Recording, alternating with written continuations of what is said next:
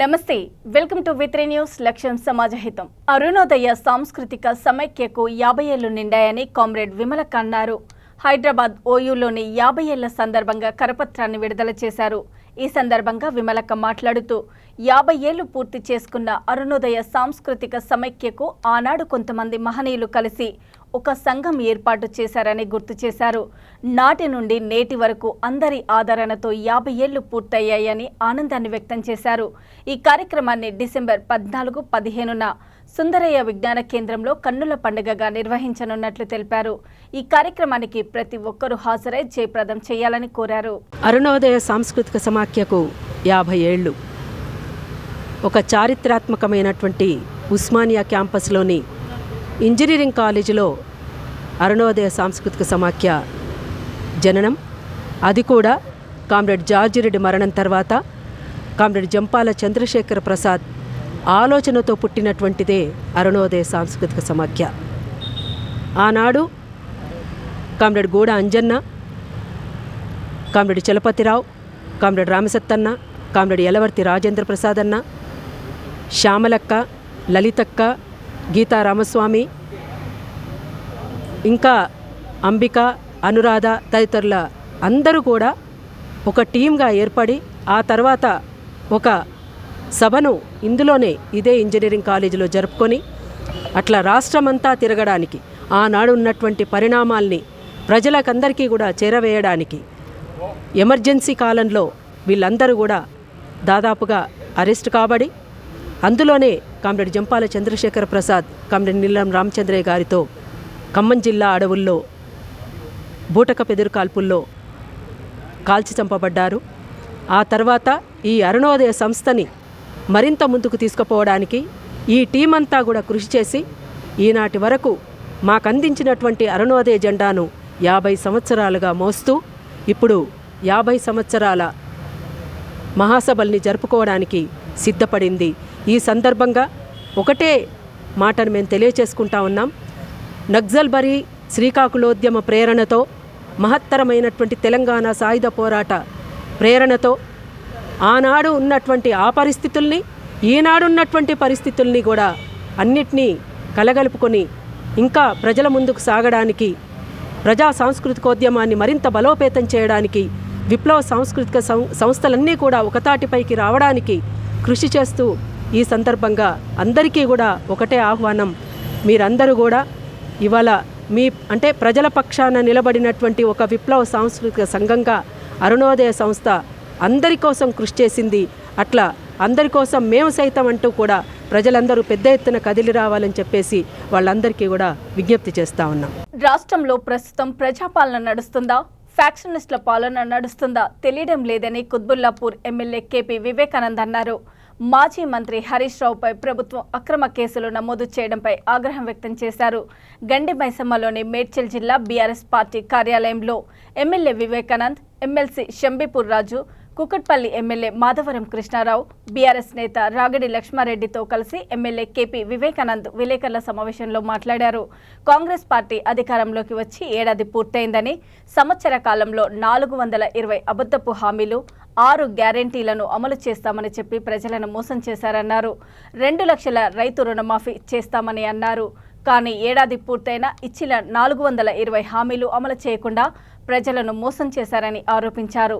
ఈ కార్యక్రమంలో ఎమ్మెల్సీ షాంబీపూర్ రాజు, కుకట్పల్లి ఎమ్మెల్యే మాధవరం కృష్ణారావు, జిల్లా ఇన్ఛార్జ్ రాగిడి లక్ష్మారెడ్డి, నియోజకవర్గ కాంగ్రెస్ నాయకులు, కార్యకర్తలు అధిక సంఖ్యలో పాల్గొన్నారు. డిసెంబర్ 9వ తారీఖు నాడు ఈ యొక్క పార్టీ కార్యాలయాన్ని కేటీఆర్ గారు, అదే రకంగా మా పార్టీ ముఖ్య నాయకులు అందరూ కూడా ఇక్కడికి రాబోతున్నారు. పార్టీ కార్యాలయం ఓపెనింగ్ కార్యక్రమానికి దానికి సంబంధించి జిల్లా నుంచి పెద్ద ఎత్తున మేడ్చల్, మల్కాజ్గిరి జిల్లా ఎమ్మెల్యేల ఆధ్వర్యంలో టీఆర్ఎస్ పార్టీ కుటుంబ సభ్యుల యొక్క కార్యక్రమాన్ని విజయవంతం చేయాల్సిందిగా అందరికీ జిల్లా పార్టీ అధ్యక్షునిగా పిలుపునిస్తా ఉన్నాను. అదేవిధంగా డిసెంబర్ 9 తారీఖు మనందరికి తెలుసు, కేసీఆర్ గారు నవంబర్ 29న తెలంగాణ రాష్ట్ర సాధన కోసం దీక్ష భూని తెలంగాణ రాష్ట్రం ఎట్టి పరిస్థితుల్లో ఇవ్వాలనే ఒక డిమాండ్తో మరి మనం ఆ రోజు 29 నాడు దీక్ష చేస్తే ఆ దీక్ష వారు ఎన్ని అడ్డంకులు ఎదురొచ్చినా ఎన్ని ఇబ్బందులు ఎదురొచ్చినా దీక్ష కంటిన్యూ చేస్తూ చివరికి వారి ప్రాణాలకు ముప్పు ఉందని చెప్పేసి డాక్టర్లు చెప్పినా కూడా ఎట్టి పరిస్థితుల్లో తెలంగాణ రాష్ట్రం వచ్చే వరకు దీక్ష విరమించబోనని దీక్ష చేసి తెలంగాణ సమాజాన్ని ఏకం చేసి మరి కేంద్ర ప్రభుత్వ మెడలు వంచి డిసెంబర్ 9 నాడు తెలంగాణ రాష్ట్రాన్ని ఇస్తామని చెప్పేసి ప్రకటన వచ్చిన రోజు మనందరికీ తెలుసు. హరీష్ రావు గారి పైన, కేటీఆర్ గారి పైన, మా పార్టీ నేతల పైన కేసు పెట్టే ప్రయత్నం, కేసులు ఇరికించే ప్రయత్నం చేస్తూ ఉన్నారు.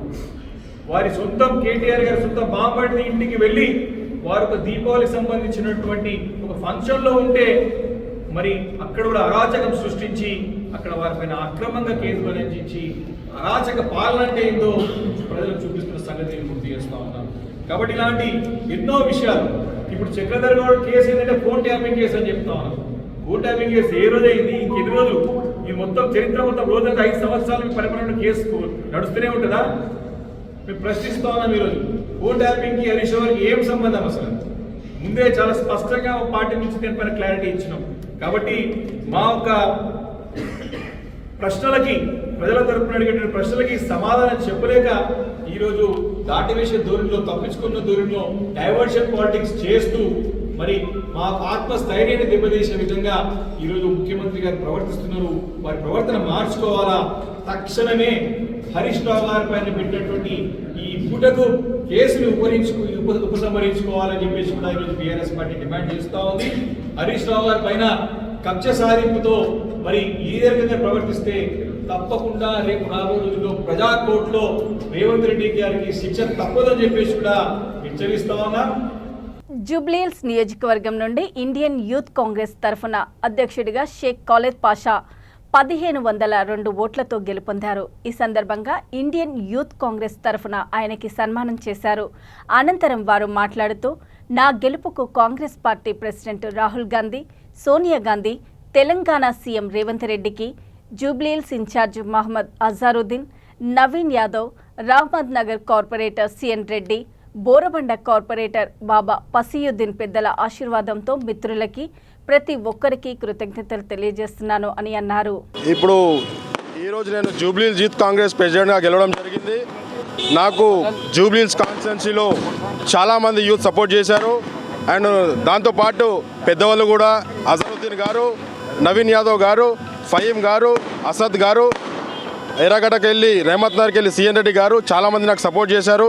అండ్ యూత్ కాంగ్రెస్లో చాలామంది నాకు సపోర్ట్ చేశారు. నేను అందరికీ రుణపడి ఉంటానని చెప్పి ఈ సభ వారికి చెప్పగలుగుతున్నాను. అండ్ అంటే ప్రతి ఒక్క యూత్ కాంగ్రెస్లో, యువజన కాంగ్రెస్లో అంటే యూత్కి ఏం సమస్య ఉన్నా నాకు చెప్పండి. నేను ఏమున్నా, నేను అర్ధరాత్రి ఏమున్నా నేను ఉంటా, ప్రతి ఒక్కళ్ళు అందుబాటులో ఉంటాను. నేను జూబ్లీహిల్స్ యూత్ కాంగ్రెస్గా గెలిచి యూత్ ప్రెసిడెంట్గా గెలిచానని చెప్పి బాగా సంతోషంగా ఉన్నాను. నేను అందరికీ 135 ఓట్స్ మెజారిటీతో నేను గెలవడం జరిగింది. నేను అదేవిధంగా మన ప్రియతమ నాయకుడు, ఈ రాష్ట్రం సీఎం శ్రీ రేవంత్ రెడ్డి గారు అండ్ మా ప్రియతమ నాయకుడు రాహుల్ గాంధీ గారికి అండ్ మన టీపీసీసీ చైర్మన్ మహేష్ గౌడ్ గారికి ప్రతి ఒక్కరికి ధన్యవాదాలు చెప్తూ, దాంతోపాటు జూబ్లీహిల్స్ ఇన్ఛార్జ్ పెట్టమైన మన అజరుద్దీన్ గారికి, నవీన్ యాదవ్ గారికి, ఫహీం గారికి, సిఎన్ రెడ్డి కార్పొరేటర్ గారికి ప్రతి ఒక్కరికి పేరు పేరున ధన్యవాదాలు చెప్తున్నాను. అండ్ బాబా ఫసియుద్దీన్ గారు బోరాబండ ప్రతి ఒక్కరికి thank you for all each and every one who has supported me for youth Congress election.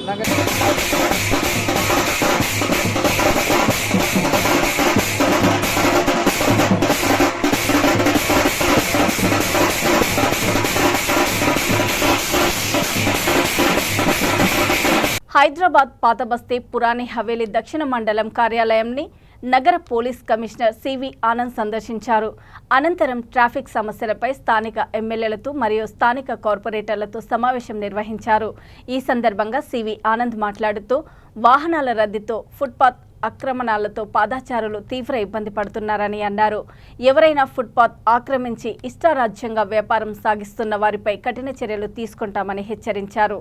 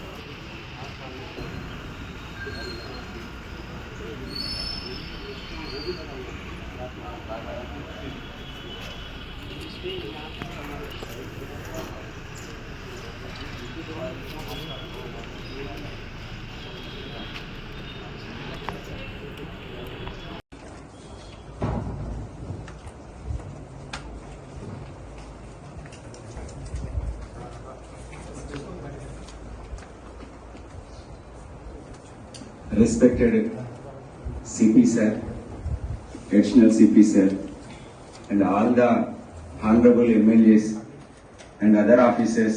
ఎన్నికల సమయంలో రాష్ట్ర బడ్జెట్ విషయం తెలిసినా అమలు కాని హామీ ఇచ్చి ప్రజలను 6 గ్యారెంటీలు 66 మోసాలు చేశారని, సంవత్సర కాలంలో ఏం చేశారని సంబరాలు చేసుకుంటున్నారని వరంగల్ జిల్లా నర్సంపేట పట్టణంలో ఏర్పాటు చేసిన విలేకరుల సమావేశంలో బీజేపీ నాయకులు అన్నారు. పట్టణంలోని అమరవీరుల స్తూపం నుండి అంబేద్కర్ కూడలి వరకు 6 గ్యారెంటీలను వెంటనే అమలు చేయాలని డిమాండ్ చేస్తూ ర్యాలీ నిర్వహించారు. రాష్ట్ర ప్రభుత్వం ఎన్నికల సమయంలో వాగ్దానం చేసిన 6 గ్యారెంటీలలో ఏ ఒక్కటి సంపూర్ణంగా అమలు చేయకుండా విజయోత్సవాలు జరుపుకుంటున్నారని వాపోయారు. విజయోత్సవాల పేరిట ప్రజాధనాన్ని వినియోగం చేయడం చేసేది ఏమీ లేదని అన్నారు. సంవత్సర కాలంగా 6 గ్యారెంటీలు 66 మోసాలు చేశారని, దానిపై బీజేపీ రాష్ట్ర నాయకత్వం ఛార్జ్షీట్ విడుదల చేశారు. ఏదో విధంగా అధికారంలోకి వచ్చారు, వారికి ఆ రోజు ఆర్థిక పరిస్థితి తెలుసు. మీరందరూ కూడా గత 2 రోజుల నుంచి చూస్తున్నారు. సంవత్సర కాలం పూర్తయింది కాబట్టి విజయోత్సవాలు జరుపుతున్నారు రేవంత్ రెడ్డి కాంగ్రెస్ ప్రభుత్వ హయాంలో. ఏ ముఖంతో మీరు విజయోత్సవాలు పేరిట ఉత్సవాలు జరుపుతున్నారు, ప్రజాధనాన్ని దుర్వినియోగం చేస్తున్నారు అనేటువంటి సందర్భాన్ని మేము భారతీయ జనతా పార్టీ తరఫున డిమాండ్ చేసి ప్రజల పక్షాన్ని అడుగుతున్నాం. మీరిచ్చిన ఏ ఒక్క హామీ అయినా ఒకటి కాదు, ఏ ఒక్క హామీ అయినా పరిపూర్ణంగా ప్రజలకు చేరిందా అనేటువంటి విషయాన్ని మీరు కాంగ్రెస్ నాయకులు గాని, కాంగ్రెస్ లో పనిచేసేటువంటి ప్రస్తుతం పనిచేస్తున్నటువంటి మంత్రులు గాని విచక్షణతో ఆలోచన చేయాల్సినటువంటి అవసరం ఉంది. ఒక్క హామీ కూడా దాదాపుగా సాధారణంగా ఉన్నటువంటి ధరణి నుంచి సోదరుడు చెప్పినట్లుగా ఒక్క రేషన్ కార్డు అనే మీరు విడుదల చేశారా, లేదా ఇందిరమ్మ పథకంలో 4 లక్షల గృహాలు మీరు ఇస్తా అన్నారు, ఒక్క ఇంటికన్నా దానికి సంబంధించి మీరు శంకుస్థాపన చేశారా అనేటువంటి సందర్భాన్ని ఈ సందర్భంగా భారతీయ జనతా పార్టీ తరఫున డిమాండ్ చేస్తా ఉన్నాం. అదేవిధంగా రైతులకు ఇచ్చేటువంటి రైతుది కానీ రైతు బంధుని తీసేసి 5,000 నుంచి 7,500 చేసి దాన్ని కూడా సక్రమంగా లేకుండా ఇంకా పైపెచ్చి ఏమంటారంటే రైతు ప్రభుత్వం, రైతు సంక్షేమ ప్రభుత్వం అంటున్నారు. కానీ ఒక్కసారి ఆలోచన చేయండి. బీఆర్ఎస్ పరిపాలనలో ఒక రకంగా పాకాల చెరువు నుంచి వచ్చే కాలువలు కానీ, ఈనాడు NHM స్కీమ్ ద్వారా వచ్చిన హాస్పిటల్ కానీ, మరి అలా జాబులు ఇస్తున్న సిస్టమ్ కానీ, అరే ఆ హైవే నుంచి 67 కోట్లు కేంద్ర ప్రభుత్వం ఇస్తే అక్కడ ఒక హాస్పిటల్ ముందు ఒక బీటీ రోడ్ వేసుకునే గతి లేదు ఈనాడు. కాంగ్రెస్ పాలన మన నియోజకవర్గంలో 1 సంవత్సరం అయినప్పటికీ ప్రస్తుతం ఉన్నటువంటి ఎమ్మెల్యే గారు సీఎం గారితో సన్నిహిత సంబంధాలు కూడా ఎక్కడ కూడా కట్టలేదు. మీరందరూ కూడా పత్రికాముఖంగా మీరందరూ తెలియజేస్తున్నారు. ఒకవేళ సీఎం గారిని గెలిస్తే మనకు రావాల్సినటువంటి నిధులు కానీ ఏమన్నా ఉంటే అభివృద్ధి పనులు కూడా పూర్తయితాయి. దొంతి మాధవరెడ్డి గారిని మీరు ముఖ్యమంత్రి గారితో కూడా కొంత సఖ్యత నియోజకవర్గ అభివృద్ధి కోసం, ఎందుకంటే నర్సంపేట ప్రత్యేక పరిస్థితి ఉన్నది రాష్ట్రం అంతా కాకుండా, మీరు సఖ్యతగా ఉండి నియోజకవర్గాన్ని అభివృద్ధి చేయాలని చెప్పి ఈ సందర్భంగా భారతీయ జనతా పార్టీ డిమాండ్ చేస్తుంది. మరి ఇచ్చిన హామీలను మన నియోజకవర్గంలో మిర్చి రైతులు అధికంగా ఉన్నారు. చుట్టుపక్కల ఉన్న అన్ని జిల్లాల కంటే కూడా సపోటా మిర్చి అనే మిర్చి పంటను మన నియోజకవర్గంలో ఉన్న 3-4 మండలాలు ఎక్కువగా పండిస్తారు. మరి ఆ మిర్చి పరిశోధన కేంద్రం మరియు మిర్చి ప్రాసెసింగ్ సెంటర్ కూడా మేము ఏర్పరుస్తాం నియోజకవర్గంలో అని చెప్పి హామీ ఇవ్వడం జరిగింది. ఈనాడు నియోజకవర్గంలో ఉన్న మిర్చి రైతుల అందరి తరఫున కూడా భారతీయ జనతా పార్టీ ఈ సభా వేదికగా శాసనసభ్యులను మరియు కాంగ్రెస్ ప్రభుత్వాన్ని కూడా డిమాండ్ చేయడం జరుగుతుంది. జూబ్లీహిల్స్ నియోజకవర్గం రహమత్ నగర్ డివిజన్ కమలానగర్ డబుల్ బెడ్రూమ్లను ఈరోజు రహమత్ నగర్ కార్పొరేటర్ సిఎన్ రెడ్డి సందర్శించారు.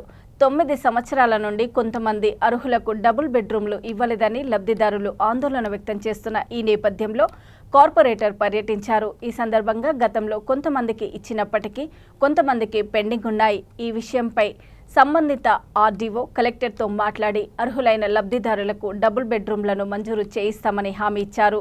ఈ కార్యక్రమంలో Secunderabad RDO Dasharath Singh Rathod, Khairatabad MRO Nayeemuddin, Borabanda corporator Baba Pasiuddin పాల్గొన్నారు. అంజన్ కుమార్ గారు, కార్పొరేటర్ రెడ్డి గారు, వేదిక మీద అధికారులు ఇక్కడికి ఇచ్చేసినటువంటి పెద్దలందరూ కూడా పేరు పేరున నమస్కారాలు తెలియజేస్తా ఉన్నాను.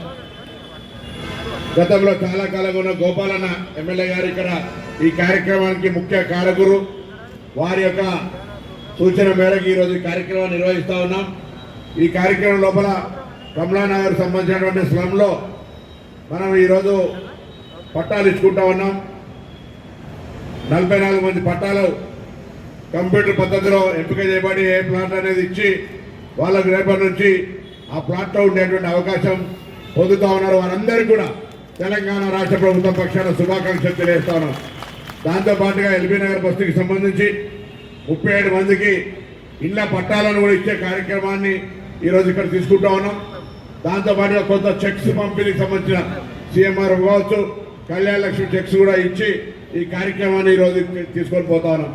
పెద్దలు పొంగులేటి శ్రీనివాసరెడ్డి గారి నాయకత్వంలో రేవంత్ రెడ్డి గారు ముఖ్యమంత్రిగా తెలంగాణ ప్రభుత్వం ప్రతిష్టాత్మకంగా తొందరలోనే ఈరోజు హౌసింగ్ సంబంధించిన కార్యక్రమాన్ని లాంచ్ చేస్తూ ఉన్నాం. ఎక్కడ కూడా చిన్న పొరపాటు లేకుండా అసలైన అర్హులకు లబ్ధి చేకూరే విధంగా ఎక్కడైనా చిన్న పొరపాటు జరిగితే నేను మంత్రి గారు కోరుతా ఉన్నా, చాలా కఠినంగా లబ్ధిదారులకు తప్ప మధ్యలో ఎవరికి కూడా అవకాశం లేకుండా, ఎవరు మన గురించి వేలెత్తి చూపే అవకాశం లేకుండా పారదర్శక ప్రక్రియ ద్వారా ఇందిరమ్మ ఇంట్లో ఎంపిక ప్రక్రియ చేయడానికి మంత్రి గారు ఇప్పటికే అనేక సందర్భాల్లో అనేక రకాలుగా రివ్యూలు చేసినారు. ఆ దిశలో ఈ ప్రభుత్వం ఎక్కడ కూడా ఎటువంటి లీకేజ్ లేకుండా లబ్ధిదారులకు ఇల్లు ఇచ్చే కార్యక్రమాన్ని త్వరలోనే ప్రారంభం చేస్తూ ఉంది. అదేవిధంగా హైదరాబాద్లో చాలా మంది అర్బనైజేషన్ కారణంగా ఇక్కడికి వస్తూ ఉన్నారు. స్లమ్స్ ఎట్లయితే రిచ్నెస్ పట్టాలు ఇచ్చుకోవడం జరుగుతుంది. ముఖ్యంగా కమలానగర్ బెడ్రూమ్ల విషయంలో మన గౌరవ ఎంఆర్ఓ గారు తీసుకున్న ఇనిషియేషన్, అదేవిధంగా గౌరవ ఎంఆర్ఓ గారు ఇమ్మీడియట్గా అతను మన లబ్ధిదారుల చేతకే వచ్చేసి మనకు గ్రామ సభ నిర్వహించడం జరిగింది. గ్రామ సభ నిర్వహించిన తర్వాత మన గౌరవ మేయర్ గారు దీన్ని ఇనిషియేటివ్ తీసుకొని పొన్నం ప్రభాకర్ సార్ గారికి అదేవిధంగా సంబంధిత అధికారులకి తెలియజేసి మన గౌరవ మేయర్ గారు కూడా ఈ యొక్క కార్యక్రమం తొందరగా చేయడం జరిగింది. ఈరోజు మనందరం కూడా ఈ లబ్ధిదారులు ఏదైతే ఉందో కమలానగర్ జూబ్లీహిల్స్ నియోజకవర్గం నుండి తీసుకుంటున్నటువంటి లబ్ధిదారుల తరఫున మన అధికారులకు అదేవిధంగా గౌరవ మంత్రివర్యులకు ప్రత్యేకంగా ధన్యవాదాలు తెలియజేయాల్సిందిగా మీరు చప్పట్లతో తెలియజేయాల్సిందిగా తెలుసుకుంటూ ఈ యొక్క అవకాశం ఇచ్చినటువంటి గౌరవ పొన్నం ప్రభాకర్ గారికి కృతజ్ఞతలు తెలియజేసుకుంటున్నాను. Thank you. చూస్తూనే ఉండండి V3 న్యూస్, లక్ష్యం సమాజహితం. నమస్తే.